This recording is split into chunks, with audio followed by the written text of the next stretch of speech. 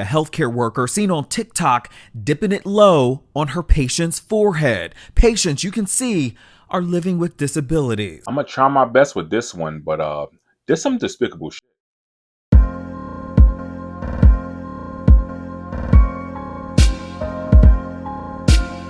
This Atlanta area healthcare worker seen on TikTok dipping it low on her patient's forehead. Patients, you can see, are living with disabilities. This is not a laughing matter. And with the backlash, it's not what it is. Trust and believe. She had plenty to say on social media, but police weren't buying it. A breaking update. She has just been charged. And when the Shade Room started looking into this so-called nurse and who she works for, you may be shocked. All right, so I had to touch on this subject because this one's a little personal to me.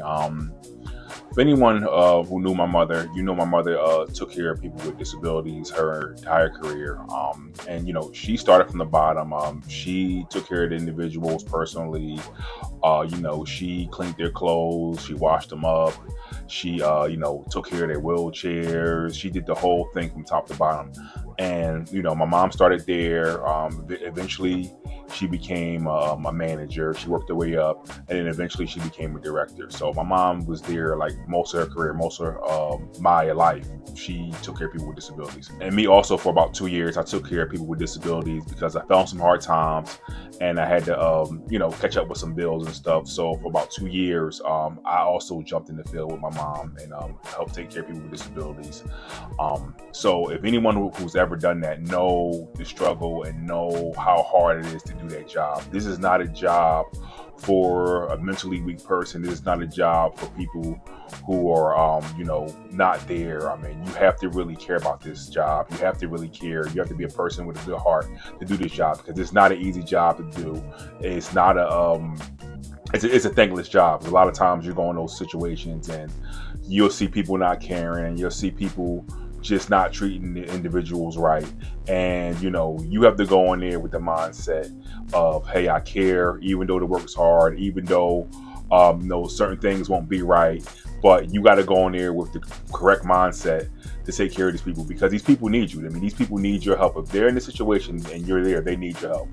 So back to what I was saying, you know, my mother did this work. So this is real personal to me. So for this lady to be doing this to these clients, it's despicable, man. I don't know who hired this girl. I don't know what qualifications this girl has, but this is disgusting. And I hope they throw the book at her. And I may just be a little emotional about it. I may be overthinking it because, you know, like I said, it's kind of personal to me, but you can't do this type of stuff. If you're in healthcare and you don't care, get out of healthcare. Do something else. Go be a mechanic. Go work at McDonald's. Go, I don't know. Go do something else. I mean, you know, you cannot work in healthcare and not care. Right? Now, granted, I know I sound kind of harsh because I know like this young lady is only 19 and I know we all make mistakes, but this is just not a thing about just her by herself. This is a bigger problem. Like, this is a problem where people are doing things and people think it's okay to do things because a lot of the moral structure and the moral foundation we have in this country is just going to crap.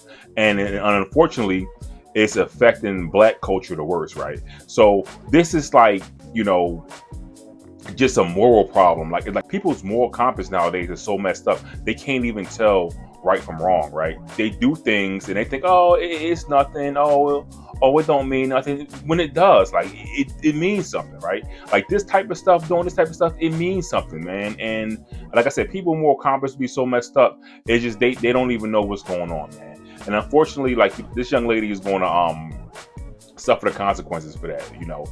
And I'll just say, you know, as a people and as society, especially us in the Black culture, man, we just got to try to do better, man. You know, we can't be out here letting our kids do this stuff. And like I said, she's 19. I'm old enough to be her father. So, you know, if that was my daughter, no way she would be doing that. But unfortunately, you know, we have bigger issues in our culture, in our society.